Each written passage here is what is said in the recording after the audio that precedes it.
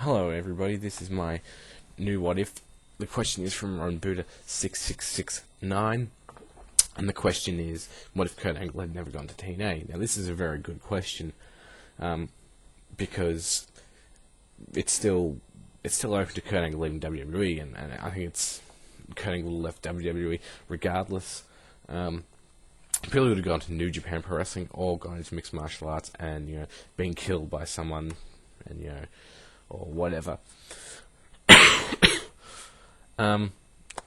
But, it's funny because people always, a lot of people feel, and from what I've seen, I haven't watched an episode of Impact in a couple of weeks just because I haven't had the time recently, and, I've got to watch it through the internet because we don't get it here in Australia, so, I do have to sort of download it and then watch it, or watch it through stream or whatever.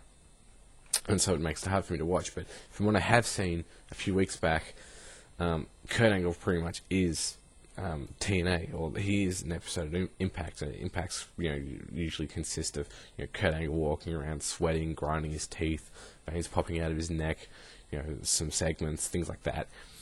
But there is this overexposure of Kurt Angle. I feel if he didn't go to TNA, we would have seen something completely. Well, what we're seeing now would not be nearly non-existent. It would be more spread out with the wrestlers they have. And even if Booker T still came, it wouldn't have been. I don't think it would have been the Booker T show, because Kurt Angle was a top guy for 5 years, straight, or one of the top 5 guys for 5 years straight in the biggest wrestling promotion in the world. They may not, without Kurt Angle coming over, they may not have gotten that primetime deal or 2-hour deal straight away. They would have gotten them eventually. I don't think Kurt Angle's really. I think moving to primetime was really what put them in a step in the right direction to get that 2-hour deal. But I feel they would have gotten primetime eventually anyway. But Kurt Angle was just sort of a catalyst for it happening quicker.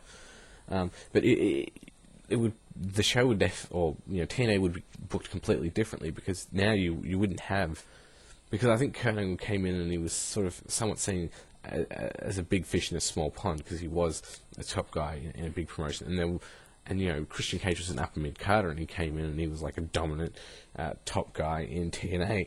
So Kurt Angle naturally in the food chain should be the top guy. So. Naturally he was, and I expected that to happen. He would have been the top guy for a while, and it's unfortunate because without him, they wouldn't have had that definite top guy. So you would have seen, and it would have sparked fan interest, because I lost interest in TNA and Kurt Angle when Kurt Angle was just so dominant of it, and because when he was in WWE, I was a big fan of him, because I always I knew he wasn't the top guy, so he wasn't going to. There was always that chance he wasn't going to win a match, and I always wanted to see him win the title or do this or do that. But when he came to TNA, it wasn't long until I realized Kurt Angle is just going to dominate this wrestling promotion for so long. And it's a tragedy, because if he had not come along, I think you would have seen Joe win the title. You would have seen a really good program with Joe and Christian Cage for the TNA World title. Bound for Glory, you may have seen a main event of Sting versus Joe in face versus face type of match. And at the biggest show, that face versus face always goes really well, because fans. Because at the biggest show, because we've sort of been we've all been raised on WWE and things like that. The big show always goes with the same formula. The good guy always wins at the biggest show. So if you've got 2 good guys on the biggest show of the year, then it's always open to either guy could win. And that's what I feel. That's what I feel really would have happened with TNA had Kurt Angle not shown up, because there would have been, because you would have had these programs with guys who are now upper mid cards, but you would have seen main events like AJ versus Joe, and Joe versus Cage, and Joe versus Sting.